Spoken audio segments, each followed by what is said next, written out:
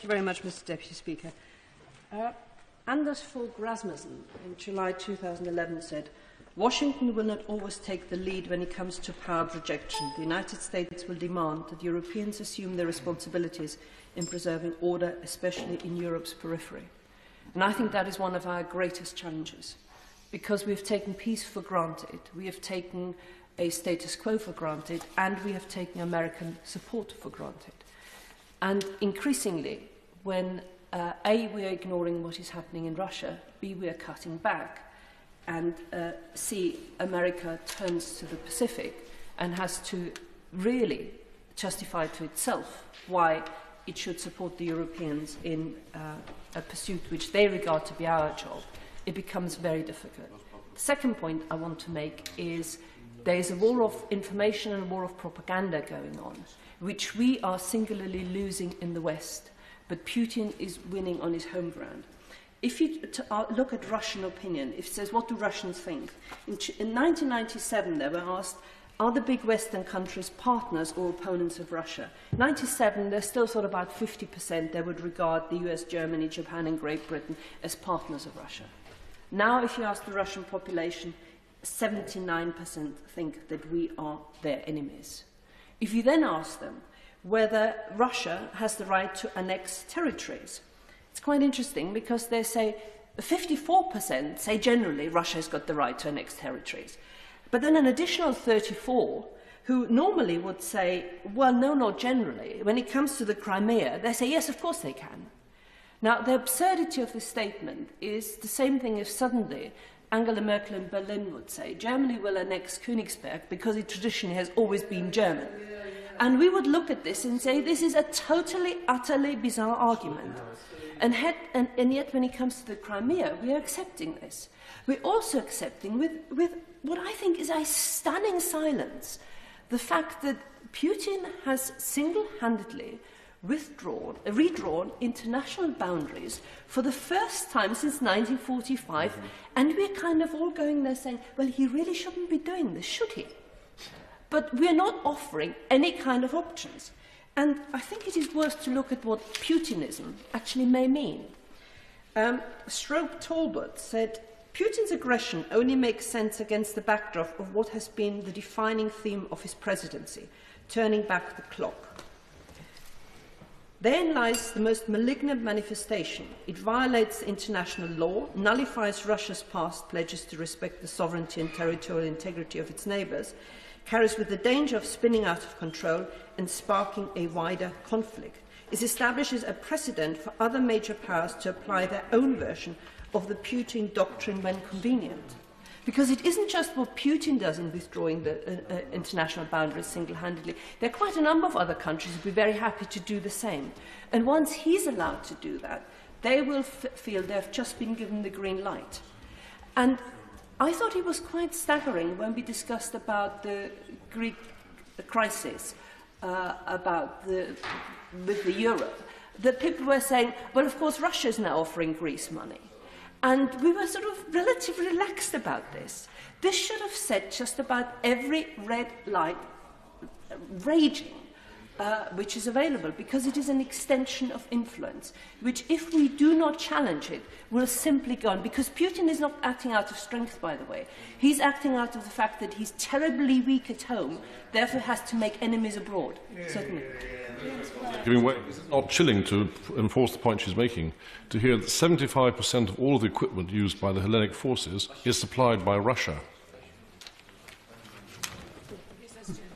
Indeed, it is an incredibly malign force, but one which we're not prepared to describe as malign. A, for some historic reasons, because at one stage we thought Russia could become a partner, but now simply because of its size and its perceived power, we feel there's nothing we can do about it. But I think our debate now about the 2% and what that means and how we respond to that has to go much deeper in terms of its roots. Just the last few weeks, in sort of idle moments, I got a biography of George I out, and it's quite interesting. It says when George I, 300 years ago, took the throne, he said the Great Britain he became ruler of was one of the great European powers, intimately involved with the continent, one that its island position rendered it immune to invasions. It was assertive. It knew that in Europe it could strike its own bargains. It did not need anybody else's permission. And there then was a big divide that the Tory side thought they advocated concentration, seaward expansion to the West Indies, whereas the Whigs thought that we should go into mainland Europe. It's so good to have a second Lib Dem here, so we could get some commitment for nuclear deterrence. But he's not going to be here for much longer. But essentially what it meant, we were able, even at that stage, to define what we thought Britain's role in the world was.